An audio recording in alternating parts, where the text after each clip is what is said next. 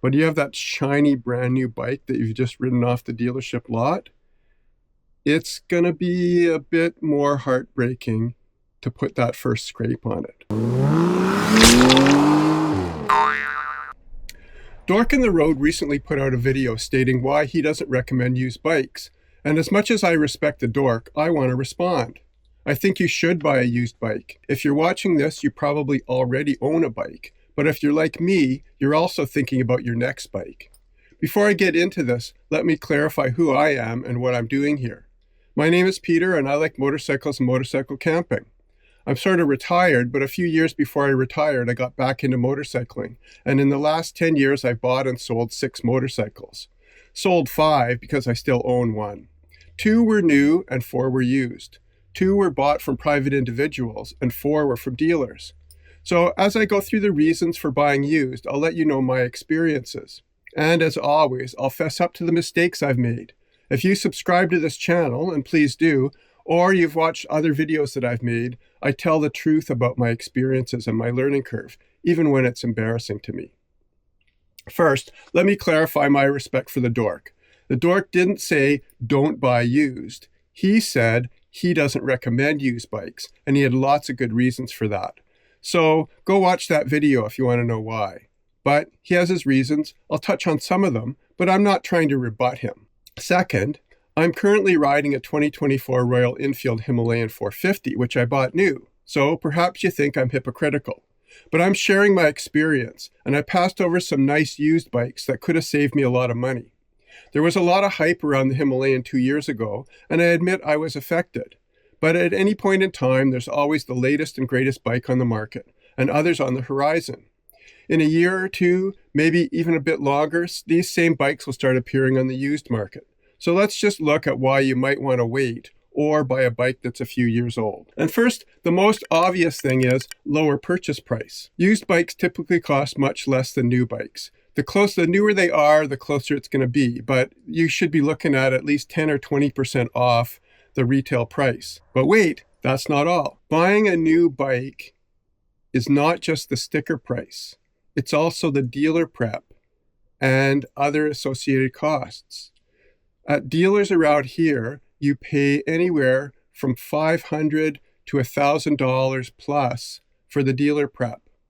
And that's understandable too, because bikes are shipped to the dealers in crates. They have to use their mechanics to assemble them. They have to make sure that it's all put together right. They have to make sure the bike's ready to go out. So there's a lot of expenses involved there. They have to recoup those expenses.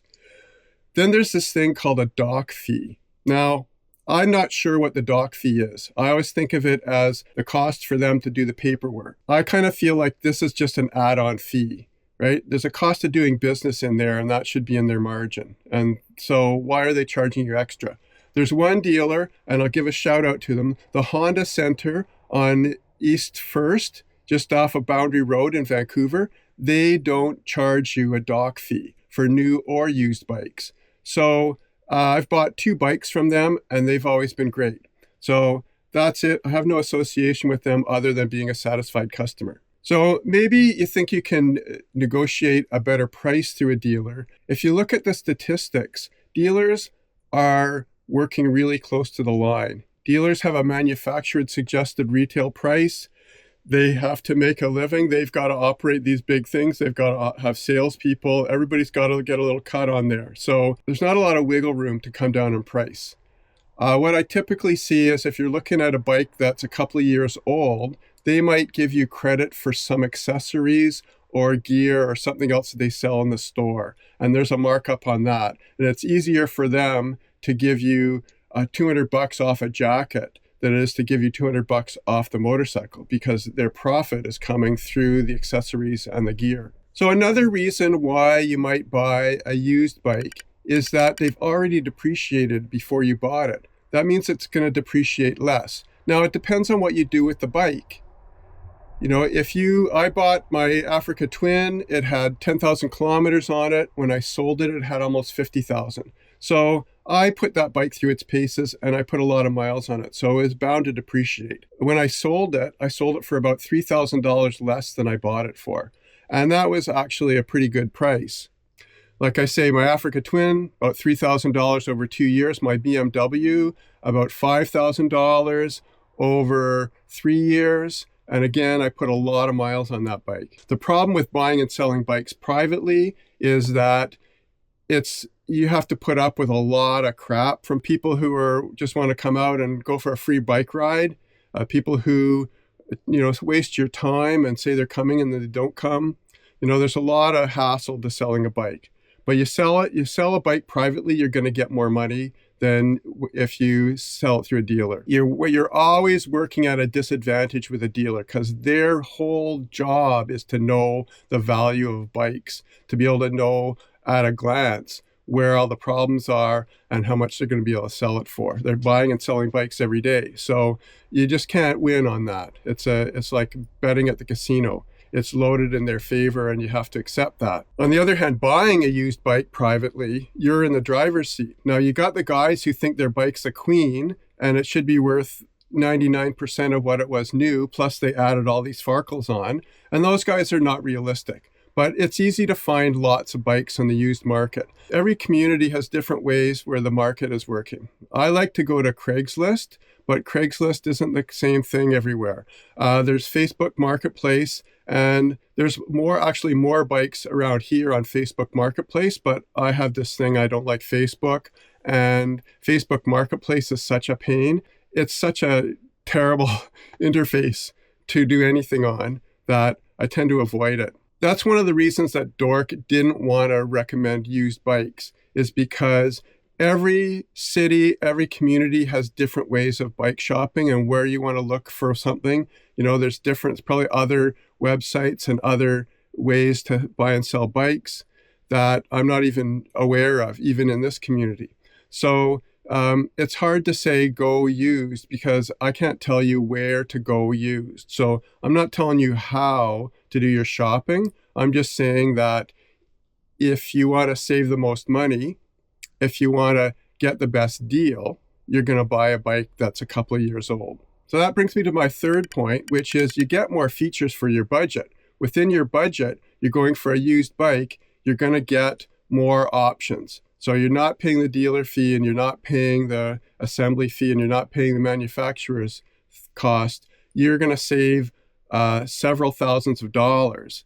And you might get a bike that's got everything you need. Maybe has the luggage, and maybe it has a GPS, maybe it has other things that you're looking for. So you might save right off there. The downside is somebody might have put on stuff that you don't want, and you're going to end up having to take it off and make sure the bike is running properly without it. So there's a cost for that too. But in general, you're going to get more for your buck. And who doesn't want to save some money? Speaking of saving money, another reason that I would buy a used bike is the lower insurance cost. My BMW, I paid more for insurance than I did for my car. And that's because it was a really nice bike and I wanted to keep it nice and I wanted to so I had the full insurance because I knew that anything happens to it, it's going to cost me a lot. Whereas the Royal Enfield, cheaper bike, even though I bought it new, and I can buy less insurance for it. When I had I had a CRF 250, that was the cheapest bike of all because, the whole bike cost me about $4,000 and I wasn't going to pay $1,000 a year for insurance because there's not a 25% chance that I'm going to total the bike. So you buy a cheaper bike, you can save on insurance. Even if you buy the same insurance coverage, the replacement value is lower and then the coverage is going to be less. I asked ChatGPT why I should buy a used bike, and ChatGPT said, so you can learn mechanic skills. Dork said, when you're a new bike rider, you probably don't have mechanic skills. And Dork was right. I've been learning to do work on my own bike now for the last 10 years, and I'm nowhere near skilled enough to tear down an engine. But I can take the wheels off and on. I can take the tires off and on the wheels. I can add on things on the bike. I can do minor repairs. I can do my own oil changes. And I've learned all those things over the last 10 years. But it took time to learn. It's nice to start with a bike that's brand new. And then you're learning a little bit at a time because things aren't going wrong. You're just doing basic maintenance. Sometimes with a brand new bike, it's even scarier to do mechanical stuff. I find that with a used bike, I'm much less worried about screwing something up. It just feels like an older bike is less risky. With a brand new bike, you don't want to do anything. So especially if you're an adventure rider, buying a used bike is a good idea because you're going to drop your bike. Doesn't matter who you are. Even the experts drop their bikes from time to time. Putting on all the protective equipment on the bike is fine.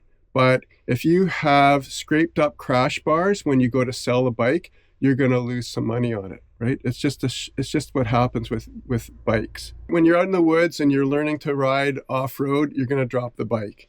And an older bike is already probably has some marks on it, and you're just going to put a few more on. It's not going to make a difference. But you have that shiny brand new bike that you've just ridden off the dealership lot, it's going to be a bit more heartbreaking to put that first scrape on it. Okay. All right. That's the first. I think I broke the mirror too. It's going to happen. You're going to have to live with it, but that's it. If you can afford to buy new and that's your choice, then that's fine. If you have a friend or a knowledgeable person to come with you and inspect the bike, that's really a great thing. I don't have that. I've bought all my bikes based on watching YouTube videos about what to look for, about my own understanding and my own abilities. And sometimes I got into trouble and sometimes I didn't. So Dork, my hat's off to you. I just saw Dork has a video out now that says how to get the best deal through a dealer. And so, again, I'll recommend the Dork. I've been watching the Dork for many years, well before I started making videos. And I can see he's been very successful. So he's not somebody that I'm going to contradict. He's a better rider than me and a better YouTuber, but I don't have to agree with him on everything. And for me, buying used is the way to go. There are bikes coming out this year that I like. I love the BMW 450. That's very attractive to me. I won't see that on the used market for probably 3 years. So if I want that bike, I got to either be patient or pay top dollar. But right now, my Royal Enfield Himalayan 450 is doing great. And so I'll be riding that for a little while. Thanks for watching. Stick around. Watch me in the next video.